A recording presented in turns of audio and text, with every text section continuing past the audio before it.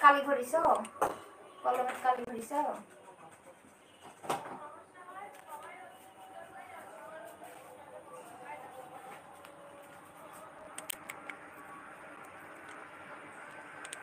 দেখি তোমার ফোনটা,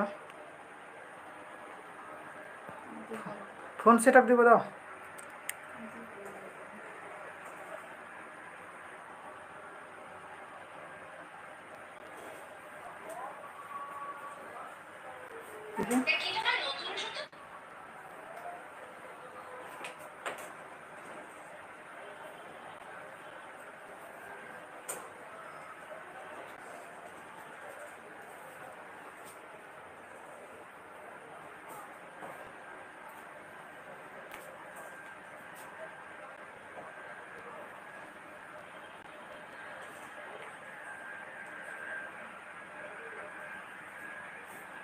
দেখি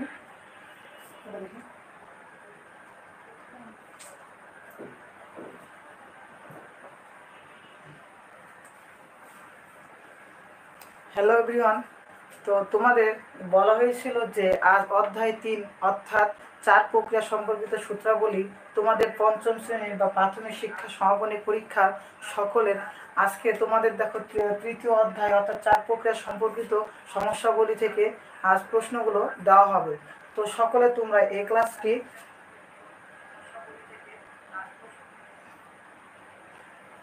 সকলকে এই ক্লাসটি দেখার জন্য আমন্ত্রণ জানানো হলো।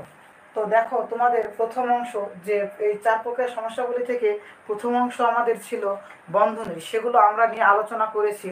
বন্ধনীর পরে আমরা আলোচনা করেছি 4 প্রক্রিয়া, যেসব আমাদের বিভিন্ন 4 প্রক্রিয়া যেসব আমাদের ম্যাথগুলো রয়েছে সেই সব ম্যাথ নিয়ে।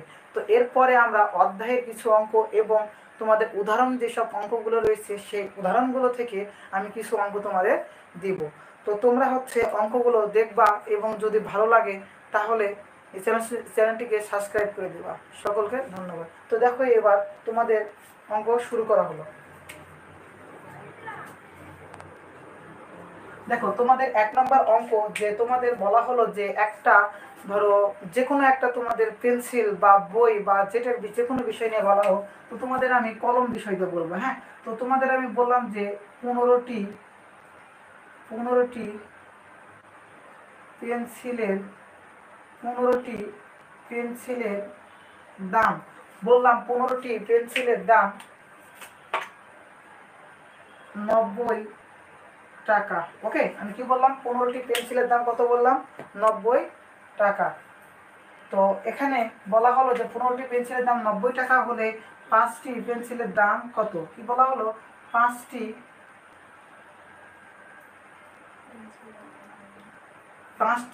পেন্সিলের দাম কত? ওকে, তোমাদের বলা হলো যে 15টি পেন্সিলের দাম 1500 পেন্সিলের দাম কত বলা হলো? 90 টাকা। তাহলে 5টি পেন্সিলের দাম কত? তো 15টি পেন্সিলের দাম 90 টাকা যদি বলা হয়, তো তোমাদের বলা হয়েছিল যে এই অধ্যায়ে আমরা কোন অংশটি আগে করব, অর্থাৎ আমরা কোন অংশটি নিয়ে আগে কাজ করব। বলেছিলাম যে সব থেকে আগে আমরা একটি জিনিসের দাম বের করব। কি করব? একটি জিনিসের দাম বের করব। তো অঙ্কটি দেখো তো আমাদের দেওয়া আছে কি? 15টি পেন্সিলের দাম কত দেওয়া আছে? 15টি পেন্সিলের দাম দেওয়া আছে 90 টাকা। ওকে, 15টি পেন্সিলের দাম কত দেওয়া আছে? 90 টাকা। এরপরে এখান থেকে আমরা বললাম যে একটি জিনিসের দাম বের করব। তো এখানে লিখবা যে একটি পেন্সিলের দাম, তাহলে আমরা কি করব? 90 ভাগ 15 টাকা। ওকে, 90 ভাগ 15 টাকা। তো আমরা এইসব অঙ্কে কখনো সমান ইউজ করব না। আমরা সমান ইউজ কখন করব সেই নিয়মটা তোমাদের বলে দিয়েছি। অর্থাৎ তোমাদের এই সম্পর্কে যে একটা ভিডিও আছে সমান ব্যবহার করা কোথায় যাবে কোথায় যাবে না, সকল কিছু তোমাদের জয় টিউটর 86 চ্যানেলে দেওয়া আছে। তো দেখো যে 90 দিয়ে আমরা 15কে যদি ভাগ করি কত পাবো? 6 পাবো। ওকে, তাহলে আমরা একটি জিনিসের দাম কত পাইলাম? 6 পাইলাম। একটা জিনিসের দাম কত পাইলাম? 6 পাইলাম। তাহলে একটি জিনিসের অথবা একটি পেন্সিলের দাম কত? 6 টাকা। এখন আমরা কি করব? যে আবার বা এখন যে কোনো একটা লিখতে পারো যে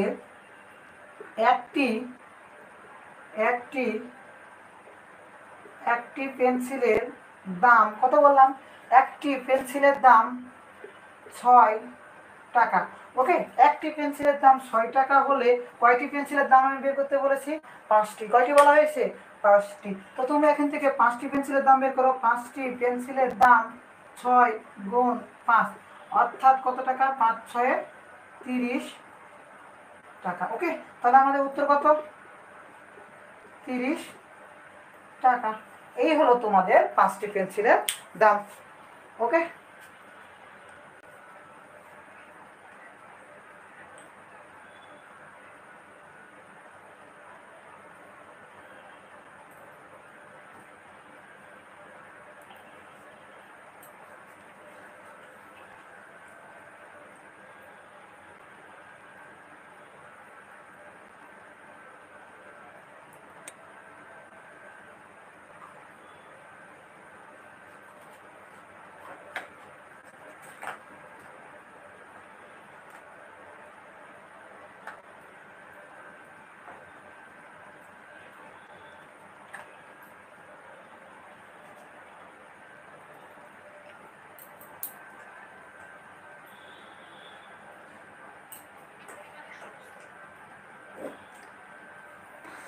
হ্যাঁ দেখো, তারপরে তোমাদের 5টি পেন্সিলের দাম এভাবে, অর্থাৎ একটা যদি কোনো অঙ্ক দেওয়া থাকে তাহলে তোমাদের এই অঙ্কগুলো 2 স্টেপে করতে হয়। কয় স্টেপে করতে হয়?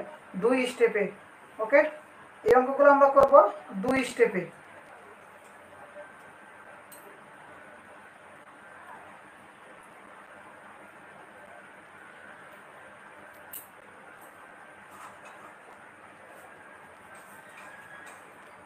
হ্যাঁ, এরপরে দেখো যে এই অঙ্কগুলো আমরা 2 স্টেপে করার পরে তোমাদের এই অঙ্কগুলো কিছু আমি ডিজিট চেঞ্জ করে যদি দিই, পেন্সিল বা যে কথাই বলা হোক না কেন, আমি পেন্সিল ব্যবহার না করে কলম ব্যবহার করতে পারবো, কলম ব্যবহার না করে খাতা বা বই যেটাই হোক ব্যবহার করে অঙ্কগুলো তোমাদের স্যারেরা দিতে পারে। এরপরে তোমাদের দ্বিতীয় একটি অঙ্ক থাকবে, এরপরে দ্বিতীয় একটি অঙ্ক থাকবে যে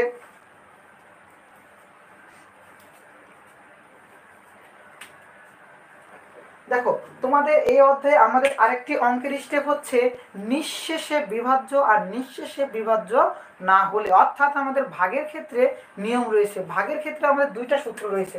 ভাগের ক্ষেত্রে কয়টা সূত্র রয়েছে? ভাগের ক্ষেত্রে আমাদের 2টা সূত্র মনে রাখতে হবে। কয়টি? 2টি। ওকে, একটি হবে নিঃশেষে বিভাজ্য, নিঃশেষে বিভাজ্য, আর আরেকটি হবে নিঃশেষে বিভাজ্য না হলে। আরেকটি কি হবে? নিঃশেষে বিভাজ্য না হলে।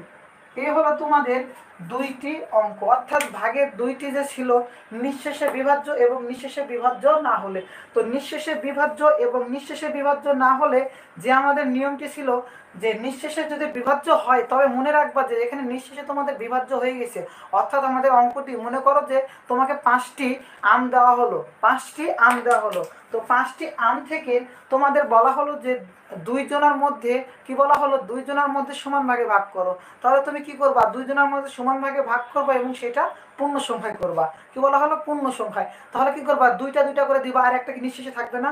যদি নিঃশেষে বিভাজ্য যদি না হয়, এখানে থেকে গিয়েছে মানে অবশ্যই কি রয়েছে? এখানে ভাগশেষ রয়েছে। আর তোমাকে বলা হলো যদি 4টি আম থাকে, কয়টি বলা হলো? 4টি। যদি 4টি আম থাকে এবং 4টি আম যদি 2 জনের মধ্যে ভাগ করে দিতে বলা হয় তবে কি 2টা 2টা করে ভাগ করে দিলে 0টা থাকবে, অর্থাৎ এখানে নিঃশেষে বিভাজ্য কখন হবে এবং নিঃশেষে বিভাজ্য কখন হবে না। 2টা ক্লিয়ার? অর্থাৎ যদি অবশিষ্ট বা ভাগশেষ থাকে তবে সেটা হবে নিঃশেষে বিভাজ্য, কখনোই হবে না। আর যদি ভাগশেষ না থাকে তখন হবে নিঃশেষে বিভাজ্য। এখানে অবশিষ্ট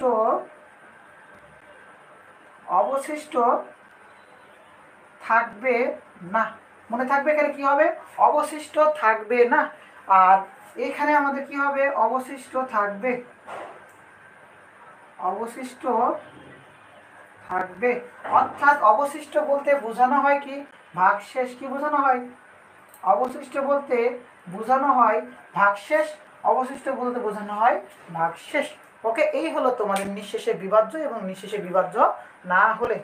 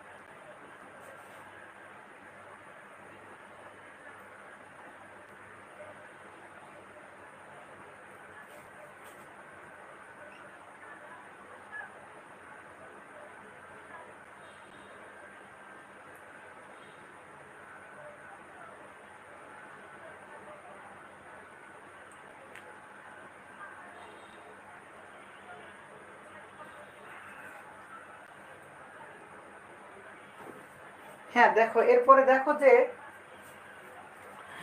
দেখো কি বললাম, নিঃশেষের ক্ষেত্রে। ওকে, আমাদের ভাগের যে নিঃশেষের ক্ষেত্রে যেসব অঙ্কগুলো রয়েছে সেসব অঙ্কগুলো নিয়ে এখন ক্লাস নেব। দেখো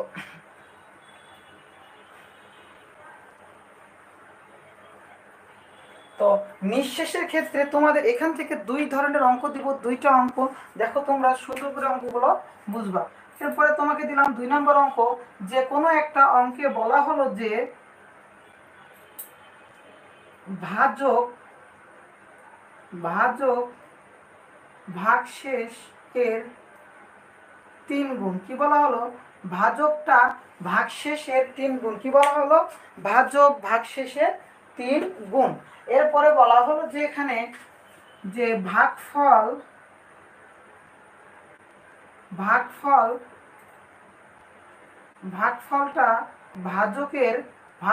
ভাজকের 4 গুণ। ভাজকের কত গুণ বললাম? 4 গুণ। ভাজক ভাগশেষের 3 গুণ এবং ভাগফল ভাজকের 4 গুণ। তো যদি এখানে প্রশ্নে বলা দেওয়া হয়, যদি ভাগশেষ যদি ভাগশেষ 2 হয়, তবে এখানে তোমাকে প্রশ্ন বলা হলো যে ভাজ্য কত। কি বলা হলো? যে ভাজক ভাগশেষের 3 গুণ, ভাগফল ভাজকের 4 গুণ। যদি ভাগশেষ 2 হয়, কি বললাম? যদি ভাগশেষ 2 হয়, তবে এখানে প্রশ্নে বলা হলো ভাজ্য কত। কি বলা হলো প্রশ্নে? ভাজ্য কত।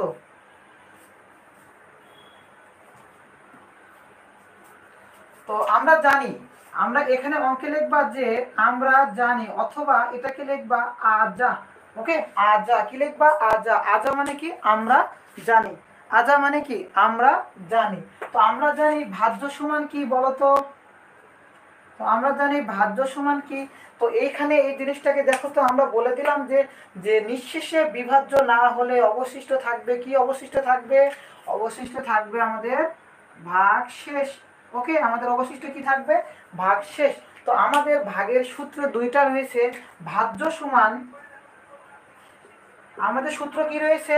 যে ভাজ্য সমান লেখা যায় ভাজক গুণ ভাগফল। কি লেখা যায়? ভাজ্য সমান ভাজক গুণ ভাগফল। ওকে, যোগ। এখানে দুইটা প্রশ্ন তোমাকে যদি বলা হয় নিঃশেষে বিভাজ্য, তবে কি আর ভাগশেষ থাকবে? তবে ভাগশেষ থাকবে না। তখন তোমার সূত্র হবে ভাজ্য সমান ভাজক গুণ ভাগফল। ওকে, আর যদি নিঃশেষে বিভাজ্য না হয়, তখন কি হবে? এখানে এসে শুধু একটা যোগ দিয়ে লিখবা যে ভাগশেষ। কি লিখবা? ভাগশেষ। ওকে, এই হলো তোমাদের নিঃশেষে বিভাজ্য এবং নিঃশেষে বিভাজ্য না হলে। এখন দেখো তো অঙ্কটা ভাজ্য সমান আমরা কি করব? এখানে দেখো তো অঙ্কে আমাদের ভাগশেষ ইউজ করা হয়েছে, অর্থাৎ ভাগশেষ যদি ব্যবহার করা হয় তবে সেটা কি হবে? নিঃশেষে বিভাজ্য হবে না। তো এখানে দেখো তো আমরা ভাজ্য সমান কি সূত্র জানি? ভাজ্য সমান জানি ভাজক গুণ ভাগফল। ভাজ্য সমান আমরা কি সূত্র জানি? ভাজক গুণ ভাগফল। ভাগফল যোগ ভাগশেষ।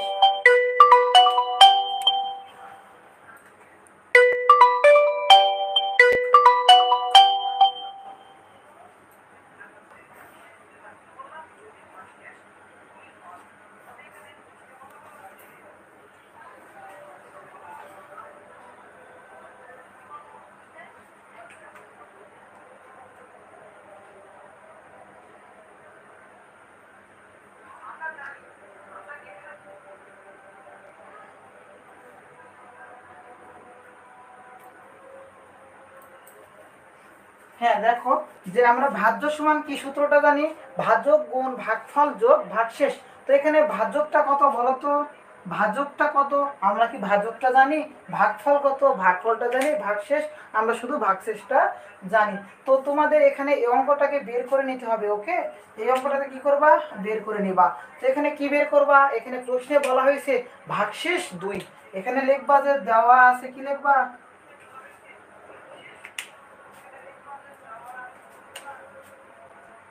দেখি ওইটা।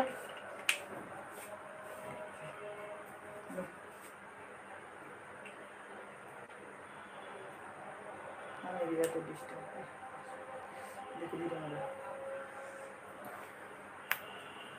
হ্যাঁ দেখো যে আমাদের প্রশ্নে কি বলা আছে, দেওয়া আছে, কি বলা আছে, দেওয়া প্রশ্নে দেওয়া আছে কত, দেখো তো ভাগশেষ 2, কত দেওয়া আছে, ভাগশেষ কত দেওয়া আছে, 2 দেওয়া আছে। তো তোমাদের প্রশ্নে বলা হয়েছে যে ভাজক সমান ভাগশেষে 3 গুণ, ভাজক কত বলা হয়েছে, ভাগশেষে 3 গুণ। তো এখানে তুমি কি লিখবা, লিখবা যে ভাজক, কি লিখবা, ভাজক, ভাজক সমান তুমি কি লিখবা, ভাগশেষ, ভাগশেষের সাথে কয় গুণ, 3 গুণ। ওকে, ভাগশেষের সাথে কয় গুণ, 3 গুণ। তো ভাগশেষ আমরা কত জানি, 2 জানি, তার সাথে কত গুণ, 3 গুণ, 3 দুগুণ কত, 6। ওকে, ভাজক আমাদের কত হলো, 6 হলো। ওকে, এরপরে বলা হয়েছে যে ভাগফল ভাজকের 4 গুণ। কি বলা হয়েছে, ভাগফলটা কার 4 গুণ, ভাজকের 4 গুণ। তুমি কি লিখবে এখানে, ভাগফল, ভাগফল সমান কত লিখবা, ভাজক গুণ 4। কি লিখবা, ভাজক গুণ, ওকে, ভাজক গুণ 4। তো আমাদের প্রশ্নে দেখো তো ভাজক কত, আমাদের প্রশ্নে ভাজক পেয়েছি কত, 6 পেয়েছি। তো লিখবো এখানে ভাজক 6 গুণ 4, 4 6 কত, 24। ওকে, এই হলো আমাদের ভাগফল। দেখো তো আমাদের প্রশ্নে দেওয়া আছে ভাগশেষ 2, ভাজক সমান কত, ভাগশেষের 3 গুণ। তো আমরা কি করলাম, ভাগশেষকে কত দ্বারা গুণ করলাম, 3 দ্বারা গুণ করলাম। এরপরে প্রশ্নে বলা হয়েছে যে, প্রশ্নে বলা হয়েছে ভাগফল ভাজকের 4 গুণ। কত বলা হয়েছে, ভাগফলটা ভাজকের 4 গুণ। তো আমরা ভাগফল কি করলাম, ভাজকের সাথে 4 দ্বারা গুণ করলাম। আমরা ভাজক পেয়েছিলাম 6, ভাজকের 4 গুণ, সেজন্য 4 দ্বারা গুণ করে হলো কত, 4 6 24। এখন এই যে মানগুলো পেয়েছো সেই মানগুলো এখানে এসে বসাও। ভাজক আমরা কত পাইলাম, ভাজক পেয়েছি 6, ভাগফল আমরা কত পাইলাম, ভাগফল পেয়েছি 24, যোগ ভাগশেষ কত প্রশ্নে দেওয়া আছে, দেখো তো ভাগশেষ দেওয়া আছে কত, ভাগশেষ দেওয়া আছে আমাদের কত, 2। ওকে, এই হলো আমাদের প্রশ্নে দেওয়া মানগুলো, এই মানগুলো আমরা এখানে বসাইলাম। তো এখন মান কর, এখন গুণ করো তো, 4 6 24 4, হাত থাকে কত, হাতে থাকে 2, 6 দুগুণ 12 আর 2 14, আর যোগ 2 সমান সমান 146। ওকে, এই হলো আমাদের ভাজ্য নির্ণয়ের সূত্র, অর্থাৎ এই হলো আমাদের ভাজ্য নির্ণয়ের সূত্র। তোমাকে এখানে যদি প্রশ্ন বলা হতো ভাগশেষ তোমার দেওয়া নেই, এখানে বলে দেওয়া হয়েছে যে ভাজক, ধরো ভাজক ভাগফলের এত গুণ। হ্যাঁ, তোমাকে এখানে বলে দেওয়া হয়েছে ভাজক ভাগফলের, ভাজকটা তোমাকে ধরো এটা একটা প্রশ্ন দেখো, প্রশ্নে বলা হয়েছে যে ভাজক, ভাজক ভাগফলের, ভাগফলের কত গুণ বললাম, ভাজক ভাগফলের 3 গুণ। ওকে, ভাজকটা ভাগফলের 3 গুণ। এখানে প্রশ্নে বলে দেওয়া হয়েছে যে ভাগফল, ভাগফল 4, তাহলে ভাজক কত হবে, ভাজক কত হবে, 4 গুণ 3 সমান সমান 12। তাহলে দেখো তো আমরা প্রশ্নে পেয়ে গেছি, কি কি পেয়েছি, ভাজক পেয়েছি, ভাগফল পেয়েছি। যদি আমরা ভাজক আর ভাগফলটা পেয়ে যাই, ভাজক আর ভাগফলটা পেয়ে যাই, আমাদের কি বের হবে, ভাজ্য বের হবে। ওকে, এই হলো তোমাদের নিঃশেষে বিভাজ্য এবং নিঃশেষে বিভাজ্য না হলে। তোমাদের এই অধ্যায়ের যত টাইপের নিঃশেষে বিভাজ্য এবং নিঃশেষে বিভাজ্য না হলে যতগুলো অঙ্ক আছে সবগুলো অঙ্ক তোমরা পারবা। ওকে, এই হলো তোমাদের সকল অঙ্কের ওষুধ।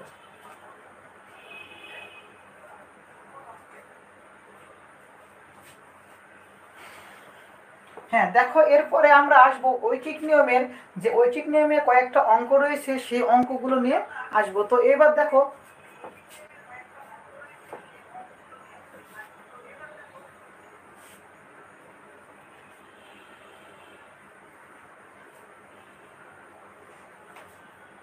তো দেখো তো এবার তোমরা, যে তোমাদের সামনে প্রশ্ন করা হলো যে ধরো জলিল মিয়া বা খলিল মিয়া, যেই মিয়াই হোক না কেন, যে চাকরি করে, হ্যাঁ যে কোনো একটা পোস্টে চাকরি করে, তো তার একটা অবশ্যই চাকরি করলে কি আছে, বেতন রয়েছে, অর্থাৎ তার অবশ্যই কি থাকবে, মাসিক বেতন থাকবে।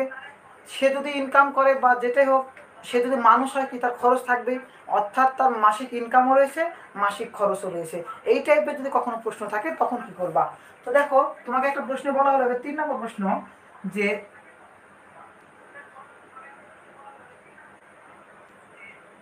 জলিল মিয়া একজন সরকারি চাকরিজীবী। হ্যাঁ, তো সরকারি চাকরিজীবী না বলে বললাম জলিল মিয়ার মাসিক বেতন, জলিল মিয়ার মাসিক বেতন 14,250 টাকা। ওকে, 14,250 টাকা, এই হলো জলিল মিয়ার মাসিক বেতন। তো অবশ্যই তার বেতন যেহেতু রয়েছে এবং সে চাকরি করে, তার খরচ রয়েছে। তো লিখবা যে এখানে তার তার মাসিক খরচ 12,250 টাকা। তার মাসিক খরচ 12,250 টাকা। জলিল মিয়ার মাসিক বেতন এত, জলিল মিয়ার মাসিক খরচ এত। ওকে, তো দুইটা প্রশ্নে বলা হলো। এখন তোমাকে বলা হলো যে জলিল মিয়া এক বছরে কত টাকা সঞ্চয় করবে। কি বললাম? জলিল মিয়া এক বছরে কত টাকা সঞ্চয় করবে। তো এই টাইপের প্রশ্ন যদি তোমাকে বলা হয়, যেখানে প্রশ্ন বললাম সে এক বছরে কত টাকা, সে এক বছরে কত টাকা সঞ্চয় করবে। তো দেখো তো আমি প্রশ্নের সমাধানটা করি। যে তোমাকে বলা হলো যে ধরো একটা লোকের অবশ্যই চাকরির বেতন রয়েছে, তার অবশ্যই খরচ রয়েছে, তার অবশ্যই মাসে 15 টাকা সঞ্চয় রয়েছে, এবং মাসে যদি সঞ্চয় হয় সেটা আমরা এক বছর বলতে 12 মাস দ্বারা গুণ করলে পেয়ে যাবো। তো এবার অঙ্কটা দেখো তো, এখানে লিখবা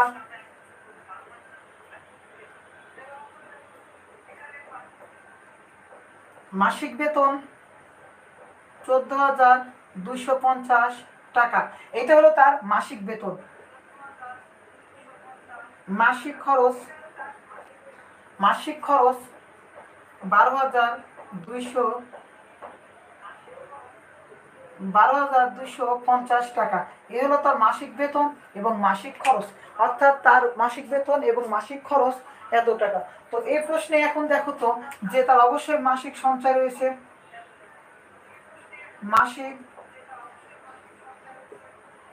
মাসিক সঞ্চয় কি করো? বিয়োগ করতে হবে। মাসিক সঞ্চয় বলে কি করতে হবে? বিয়োগ করতে হবে। তো করো 0, 5 5 0, 2 2 0, 4 থেকে 2 বাদ দিলে 2। ওকে, অর্থাৎ তার মাসিক সঞ্চয় বা মাসিক জমা কত টাকা? 2,000 টাকা। অর্থাৎ প্রতি মাসে তার জমা হয় 2,000 টাকা, প্রতি মাসে তার সঞ্চয় হয় 2,000 টাকা। তো এখানে লিখবা এক মাসের সঞ্চয়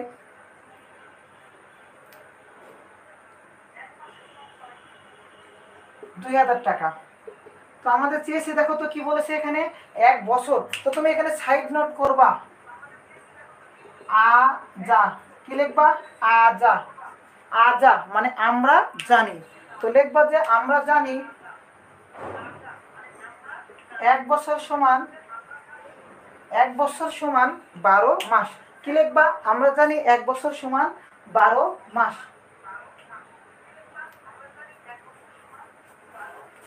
তো এখানে লিখবা এক মাসের জায়গায় 12 মাসের সঞ্চয় কত টাকা হবে বলো তো? 2,000-এর সাথে কত গুণ হবে? 12 গুণ হবে। তো 12 দ্বারা গুণ করো, 12 দুগুণ 24। তাহলে আমাদের উত্তর কত? এক বছরের জমা কত হবে? 24,000 টাকা। ওকে, এই হলো আমাদের জলিল মিয়ার অর্থাৎ জলিল সাহেবের এক বছরের জমা। তার এক বছরের জমা এত টাকা। এখানে তোমাকে যদি বলা হয় যে এত বছরের জমা কত, যত বছরে বলবে সেই তত বছর দ্বারা গুণ করবো। তত বছরকে আমরা মাসে করবা, মাসে করে নিয়ে মাস দ্বারা গুণ করবা, কারণ এখানে তো আমাদের মাসিক সঞ্চয় বের হয়েছে। ওকে, তো বছর দিয়ে গুণ করলে তো আমাদের অ্যান্সার হবে না, আমাদের কি করতে হবে? মাসিক দিয়ে বের করতে হবে। যে কয়টা বছর থাকবে সেই বছরটাকে আমরা কি করবো? মাসে রূপান্তর করবো, তাহলে আমাদের হয়ে যাবে বাৎসরিক বা বছরের সঞ্চয়। এরপরে দেখো যে এই টাইপের যদি কোনো প্রশ্ন আসে তাহলে করবা।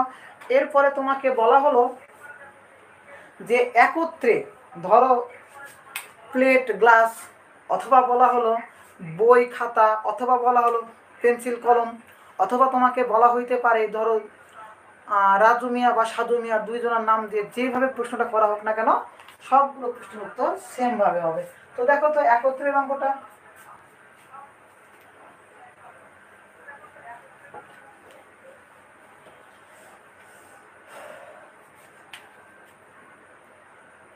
হ্যাঁ দেখো বলা হলো রহিম ও রহিম ও করিমের কাছে, কি বললাম, রহিম ও করিমের কাছে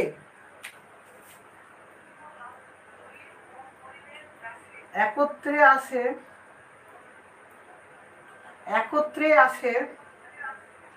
৯,৪০০ টাকা। কি বললাম, রহিম ও করিমের কাছে একত্রে কত টাকা আছে? ৯,৪০০ টাকা। ওকে, কত টাকা আছে? ৯,৪০০ টাকা। তো প্রশ্নে বলা হলো যে রহিমের কাছে যে টাকাটা রয়েছে করিমের কাছে ওই টাকার চেয়ে এত টাকা বেশি আছে। তো প্রশ্নটা কি বললাম যে রহিমের কাছে করিমের চেয়ে, কি বললাম, রহিমের কাছে করিমের চেয়ে ১২০০ টাকা বেশি আছে। কি বললাম যে রহিমের কাছে করিমের চেয়ে ১২০০ টাকা বেশি আছে। এখন এখানে বলা হয়েছে যে রহিমের কাছে কত টাকা আছে, করিমের কাছে কত টাকা আছে। এখন এদের যে টাকা, এখন লিখবা যে পৃথকভাবে টাকাগুলো বের করো। পৃথকভাবে টাকা বের করো। অথবা প্রশ্ন থাকতে পারে যে তাদের কাছে কত টাকা রয়েছে, এভাবে প্রশ্ন থাকতে পারে। অর্থাৎ রহিমের কাছে কত টাকা, করিমের কাছে কত টাকা, এভাবে প্রশ্ন আসতে পারে। ওকে, যে প্রশ্ন আসুক না কেন সবগুলো সেম উত্তর। তো এরপরে দেখাবো এই পাশে, দেখো গ্লাস প্লেটের অঙ্ক। তো এই অঙ্কটা আগে দেখো। তো এখানে লিখবা কি যে আগে লিখবা সলিউশন, লিখে শুরু করবা রহিম ও করিমের কাছে একত্রে আছে। রহিম ও করিমের কাছে, রহিম ও করিমের কাছে একত্রে কত টাকা আছে? ৯,৪০০ টাকা। একত্রে বলতে কি দুইজনার মোট টাকা। একত্রে বলতে কি বোঝানো হয়? দুইজনার মোট টাকা। এই হলো রহিম এবং করিমের টাকা। তো এখান থেকে বলা হয়েছে রহিমের কাছে করিমের চেয়ে টাকা বেশি আছে। রহিমের চেয়ে করিমের চেয়ে এত টাকা বেশি আছে। তাহলে কি করবা, দুজনের টাকা কখন সমান হবে? লিখবা যে এখানে দুইজনের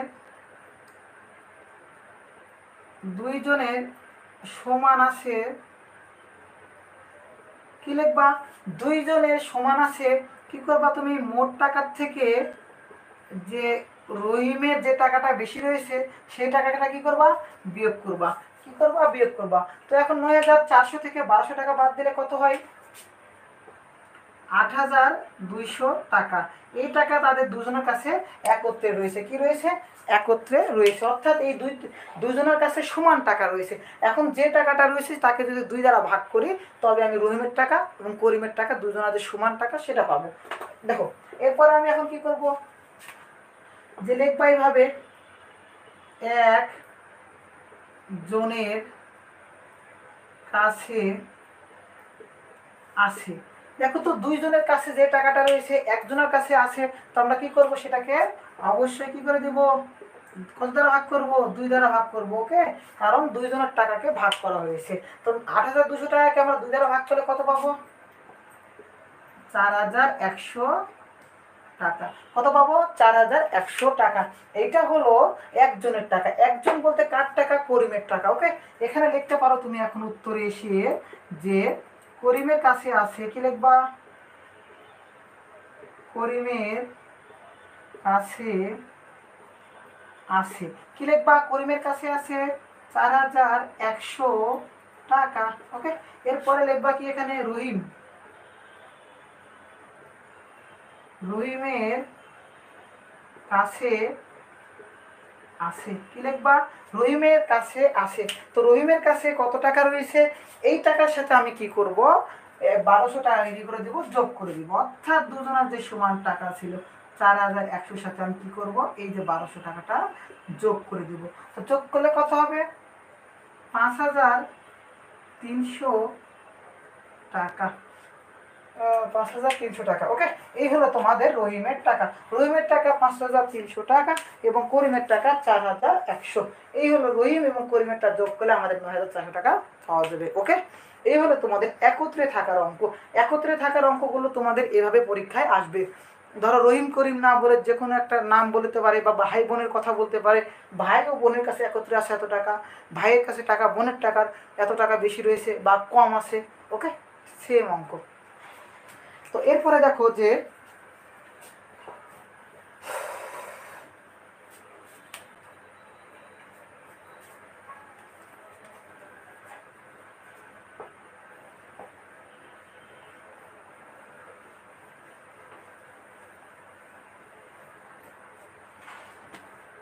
হ্যাঁ, দেখো 5 নম্বর অঙ্কটি বলা হলো যে তোমাদের ধরো গ্লাস প্লেট দিয়ে করে। ওকে, বলা হলো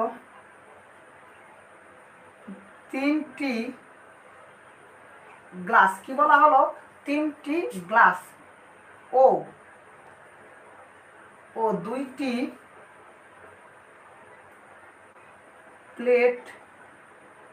প্লেটের দাম একত্রে মানে কি কথা বললাম, মোট বললাম। 3টি গ্লাস এবং 2টি প্লেটের দাম একত্রে 170 টাকা। কি বললাম, 170 টাকা। অর্থাৎ দেখো তো আমি কি বলেছি অঙ্কটিতে, যে 3টি গ্লাস এবং 2টি প্লেটের দাম একত্রে 170 টাকা। তো এখান থেকে তোমাকে একটা প্রশ্ন বলে দেওয়া হলো যে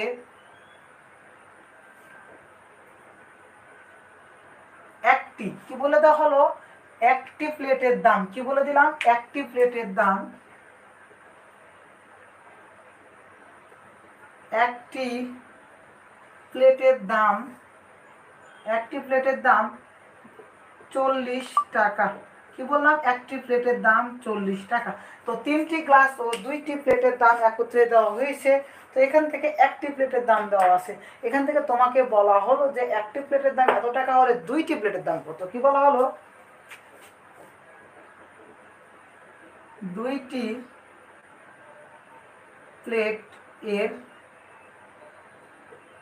দাম কত। কি করবা তাহলে, 2টি প্লেটের দাম কি করবা, এখানে লিখবা যে সলিউশনে লিখবা এসে যে আমরা জানি বা দেওয়া আছে, কি লিখবা, দেওয়া আছে লিখবা একটি, দেওয়া আছে কি দেখো তো, একটি প্লেটের দাম কত দেওয়া আছে, একটি প্লেটের দাম দেওয়া আছে 40 টাকা। তো এখানে আমরা বলেছি কয়টি প্লেটের দাম, 2টি প্লেটের দাম বের করতে। 2টি প্লেটের দাম কত হবে, 40 গুণ 2 সমান 80 টাকা। ওকে, এই হলো তোমাদের 2টি প্লেটের দাম। একটি প্লেটের দাম দেওয়া আছে, তোমাদের 2টি প্লেটের দাম বের করা হলো। তো এরপরে দেখো যে এই প্রশ্নটি থেকে এবার তোমাকে বলা হলো খ নম্বর প্রশ্নে বলা হলো যে একটি গ্লাসের দাম কত। কি বলা হলো, একটি গ্লাসের দাম কত। এটাই হচ্ছে তোমাদের মেন অঙ্ক। তো এই খ নম্বরটা দেখো এ পাশে করলাম। খ নম্বর করব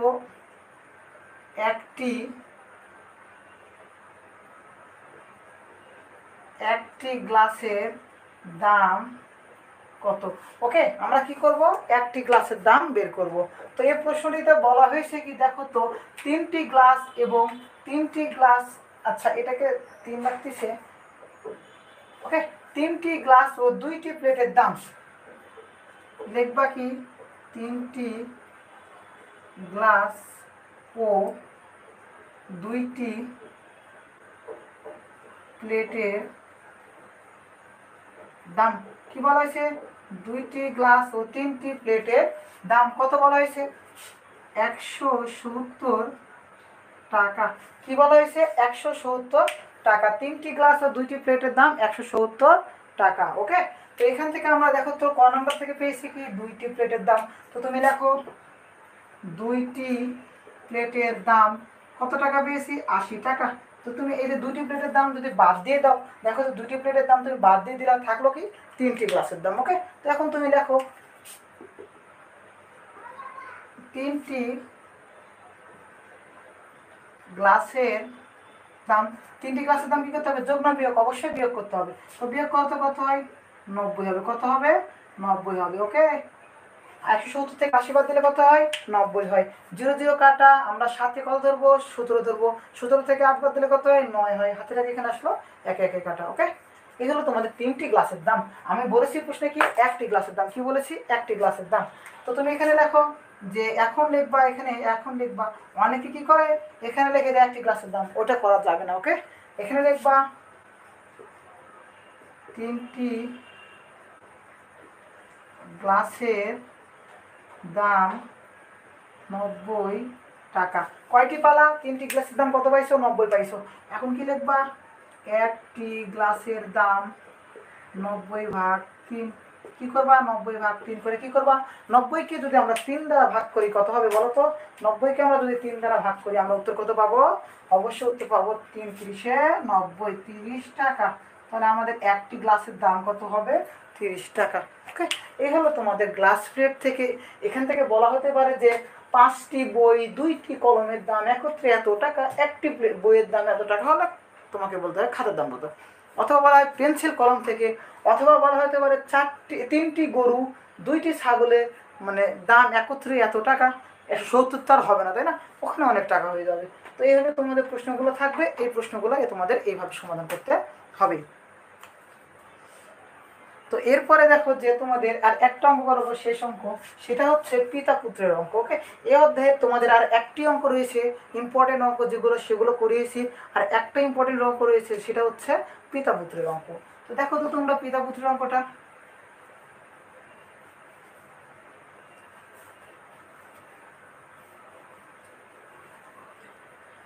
তো তোমাদের শেষ অঙ্কটা ছিল যে পিতা পুত্রের অঙ্ক। তো পিতা পুত্রের অঙ্ক অথবা মাতা কন্যার অঙ্ক অথবা ভাই বোনের অঙ্ক অথবা যেটাই বলা হোক না কেন, সেম অঙ্ক সেম নিয়ম।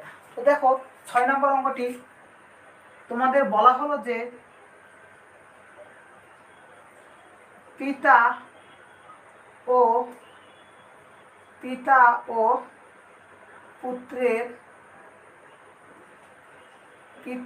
পুত্রের বয়সের সমষ্টি। কি বলা হলো? পিতা ও পুত্রের বয়সের সমষ্টি। পিতা ও পুত্রের বয়সের সমষ্টি কত দিলাম? 50 বছর দিলাম। ওকে, পিতা ও পুত্রের বয়সের সমষ্টি আমি কত দিলাম? 50 বছর দিলাম। তো এখন এই প্রশ্নে বলা হলো যে পিতার বয়স, কি বললাম? পিতার বয়স পুত্রের বয়সের 4 গুণ। কি বলা হলো? পিতা ও পুত্রের বয়সের সমষ্টি 50 বছর। তো পিতার বয়স পুত্রের বয়সের কত গুণ বললাম? 4 গুণ বললাম। ওকে, এখান থেকে তোমাকে প্রশ্ন করা হলো পৃথক পৃথকভাবে পিতা পুত্রের বয়সের নির্ণয় করো। পৃথক পৃথকভাবে পিতা পুত্রের বয়স নির্ণয় করো। তো দেখো তো এখানে তুমি কি লিখতে পারবা? প্রথমে আমরা কি দিব? সলিউশন। এরপরে আমরা কি করব? পুত্রের বয়স বা পিতার বয়স যেহেতু দেওয়া আছে, তোমরা কি করবা? এই অঙ্কটাকে জাস্ট এই থিওরি দিয়ে তোমরা করবা। তো প্রথমে ধরে নিবা। কি লিখবা? প্রথমে ধরি। কি লিখবা? প্রথমে অঙ্কটাকে কি করবা? ধরে নিবা। লিখবা যে ধরি পুত্রের বয়স। কি লিখবা? পুত্রের বয়স ক বছর। তুমি পুত্রের বয়স ক বছর না ধরে পুত্রের বয়স খ বছর ধরতে পারো, পুত্রের বয়স x বছর ধরতে পারো, অথবা পুত্রের বয়স তোমার নাম যেটা সেই নামে প্রথম অক্ষর ধরে করতে পারো, কোনো সমস্যা নেই। ওকে, পুত্রের বয়স ক বছর। এরপরে পুত্রের জায়গায় লিখবা কি? পিতার বয়স। কি লিখবা? পিতার বয়স। তো বলা হয়েছে পিতার বয়সটা পুত্রের বয়সের 4 গুণ। তো পুত্রের বয়স কত ছিল? ক বছর। কত ছিল? ক বছর। সেটা পিতার বয়স পুত্রের বয়সের কত গুণ? 4 গুণ। ওকে, কত গুণ? 4 গুণ। এখন কি লিখবা? বছর। এই হলো তার পিতার বয়স। এখন প্রশ্নে বলা হয়েছে পিতা ও পুত্রের বয়সের সমষ্টি। পিতা ও পুত্রের বয়সের সমষ্টি তুমি প্রশ্নের মতো মিলানোর জন্য কি করবা? টান দিয়ে এখানে লিখতে পারবা পিতা ও পুত্রের বয়সের সমষ্টি। ওকে, সেইভাবে লিখতে পারো অথবা এইভাবে লিখতে পারো। এখন তুমি এইভাবে এটাকে লিখতে পারো, অতএব পিতা ও পুত্রের